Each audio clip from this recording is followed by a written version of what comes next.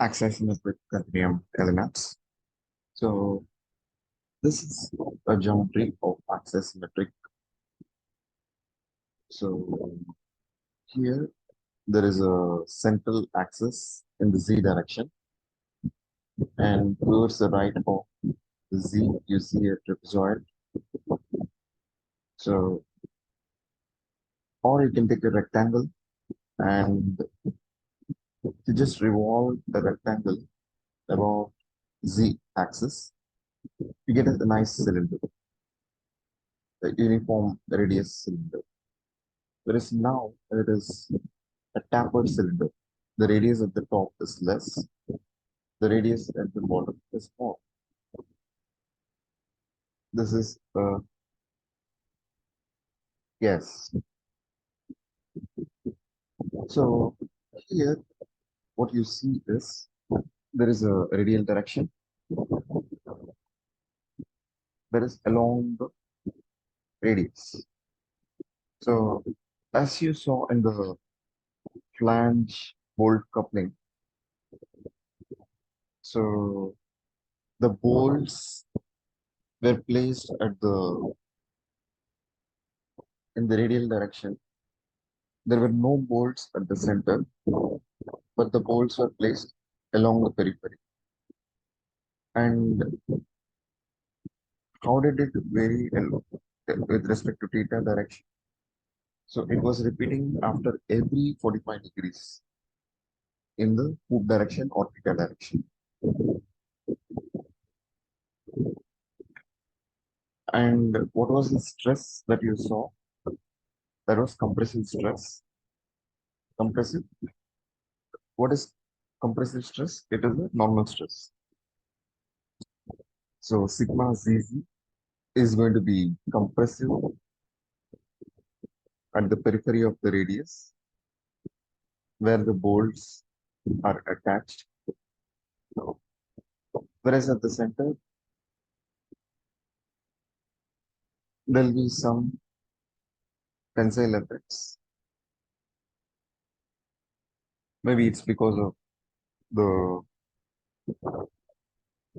part at the center which is trying to be in equilibrium.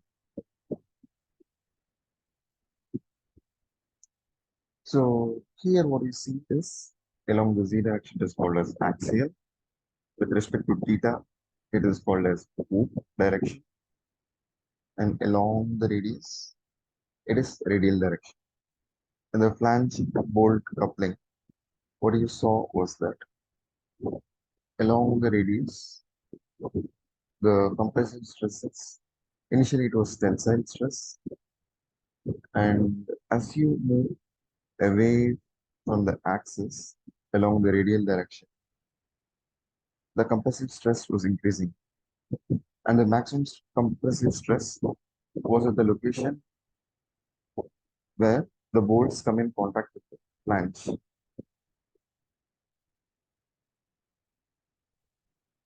So that was the variation along radial direction.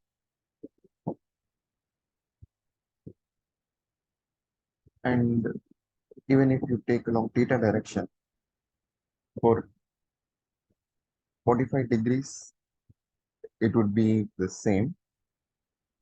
And then it will keep varying. So you can see the patterns repeating after every 45 degrees.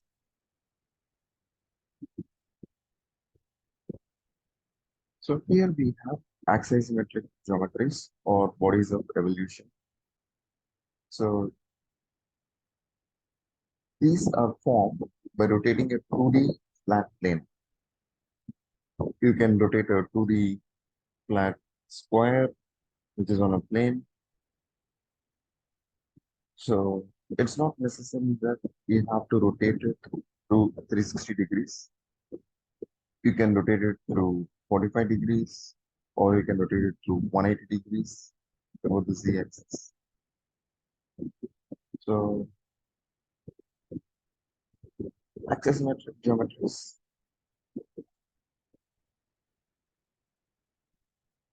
Here it is a 2D trapezoid.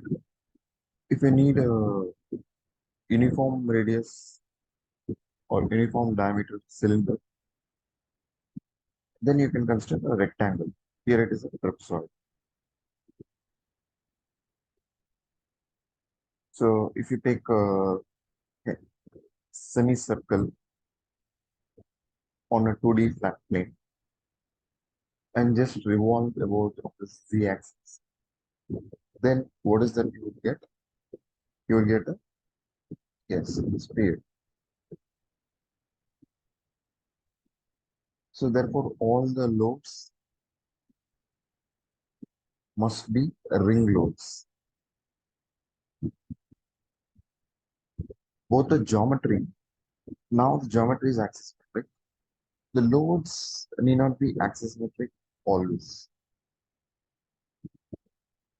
The loads may not be axisymmetric. So we also need to check whether the loads are axisymmetric. So if you take the bolts, they're only placed at a distance of 45 degrees along the hook direction. They're only placed at 45 every 45 degrees. So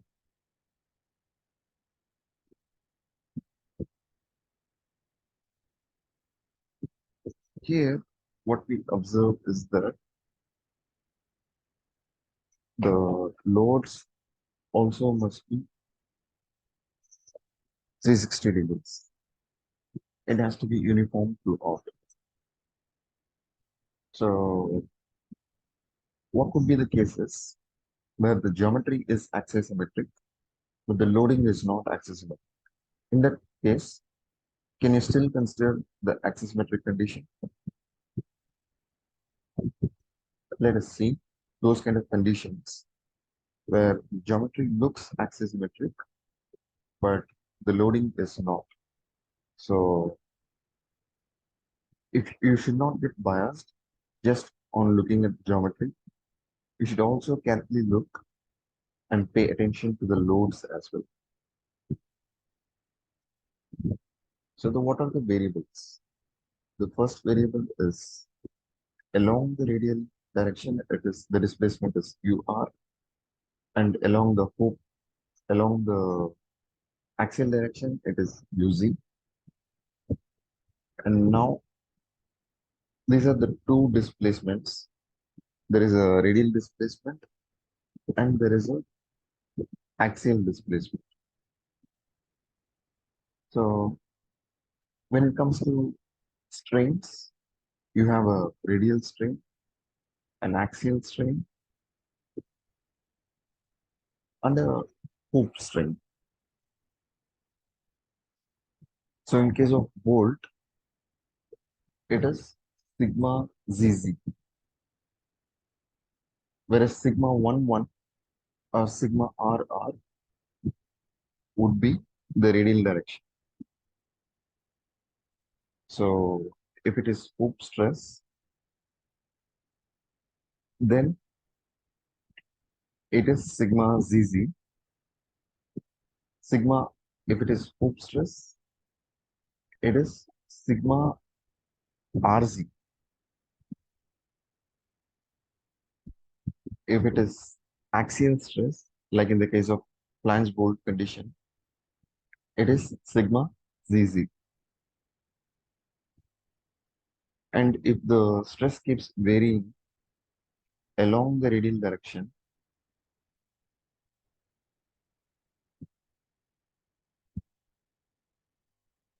then it is sigma RR.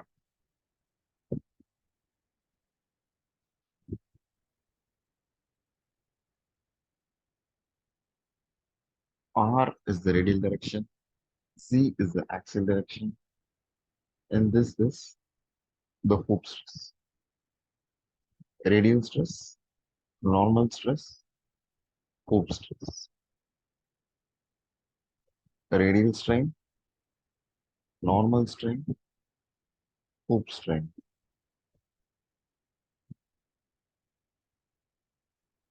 So how do you calculate? So you have the radial strain, and how is the radial strain varying with respect to radius. And then you get the radial strain. And how is the axial strain varying along the axis? You get the axial strain. And now, how is the radial strain varying along the z direction, along the axial direction? And how is the axial stress varying along radial direction?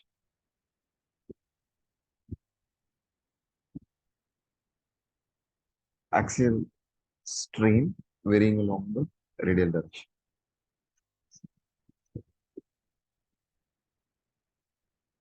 So if you have these two terms, then you can calculate the hoop strain.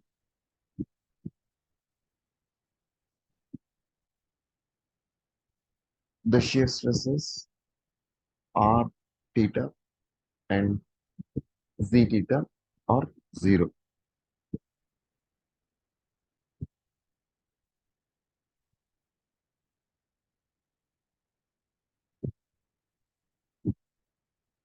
The strain displacement, suppose if you consider a 3D axisymmetry where the loads are not symmetric, then let's look into sigma r theta and sigma z theta.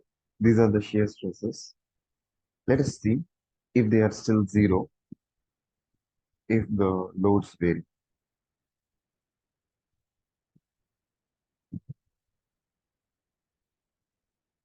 So the hoop strain here is epsilon double theta is equal to ur by r. The displacement along the radial direction and the radius. So theta theta. This is called the hoop strain.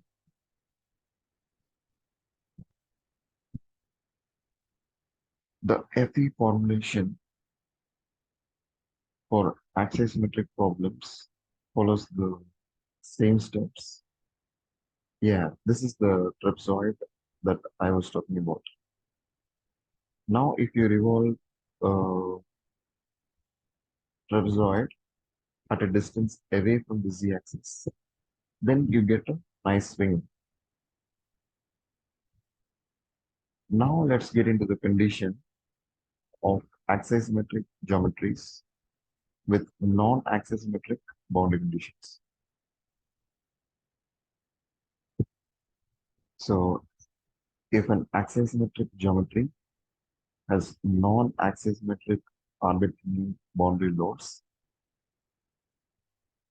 then you have to consider it as 3D continuum problem and no approximation is allowed. Be cautious here. This is where they might trip you. So here is the loading symmetric. No, it's only at one point. So this, though the geometry might trick you into axisymmetric, loading is not. Both the geometry and loading both should be axisymmetric. So here they give an example of a chimney, a cooling tower. A cooling tower, as the wind keeps blowing, suppose if the wind is blowing from right to left,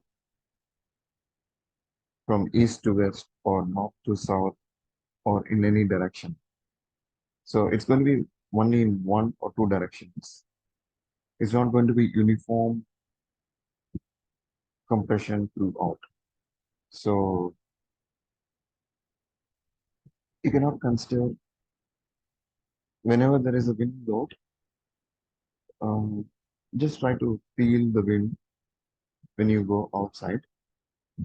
Is it symmetric or is it blowing only at one particular direction on one particular side? So that is what you need to consider. Here, you need to consider a 3D geometry. It is no more axis. So some FE codes use special axis symmetric elements that allow arbitrary boundary conditions in which non-axis metric loads and displacements are prescribed as Fourier series. So they are using a mathematical trick called Fourier elements. However, these are not so popular. And also, this requires a good knowledge of Fourier series. Otherwise, the solutions could be erroneous and are only essential for loads which do not vary sharply around the circumference of the axisymmetric geometry. So now let us see. This is a 4-node tetrahedron element and this is an 8-node tetrahedron element. Let's check another axisymmetric element.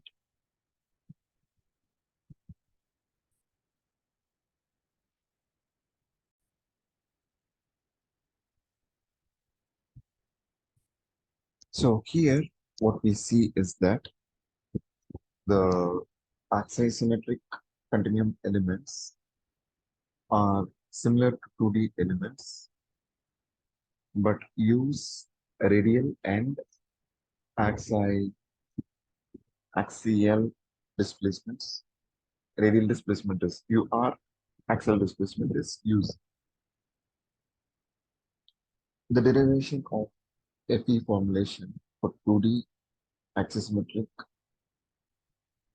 and 3D continuum elements follows the same steps as spin jointed elements. So the FE formulation is same, whether it is 2D or 3D or axisymmetric. It follows the same steps. For pin jointed also it is the same. So now if you take another classification as structural elements and continuum elements, structural elements are where you see both displacements and slopes. Like in the case of a beam, you have it as a structure as well. So beam is a structure. Plate also is used as a structure. Shell also is used in several places. Shell is a structure.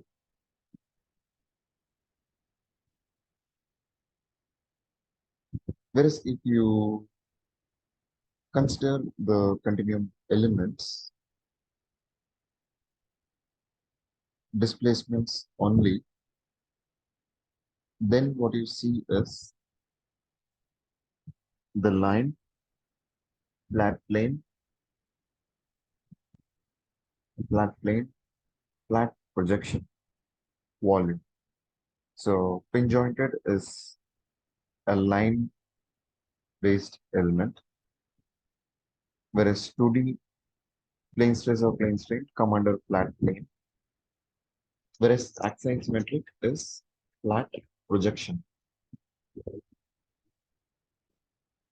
So you're projecting it.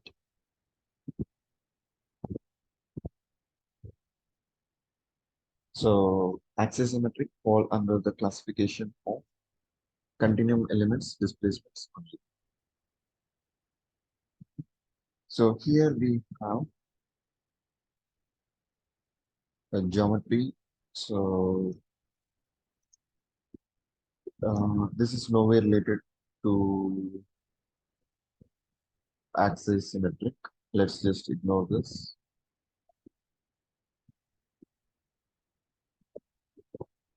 The element time. So axis symmetric is a type of element.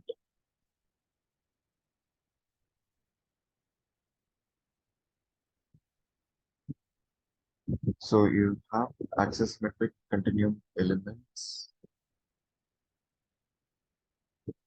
So what are the assumptions used to model the axisymmetric elements?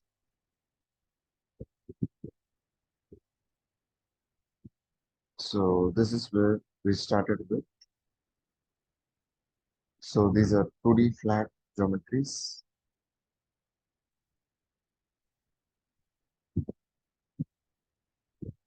Like you can take a square, a rectangle, or any 2D flat geometry, and you revolve it about the theta direction, and you get for the entire body of revolution.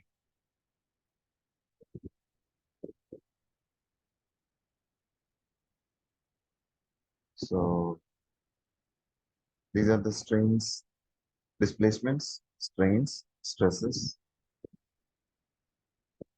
ring elements. That's another name. Axisymmetric ring continuum element.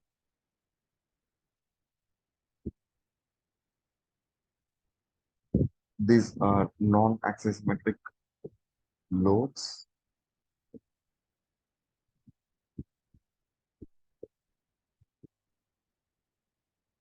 So let's look into certain conditions.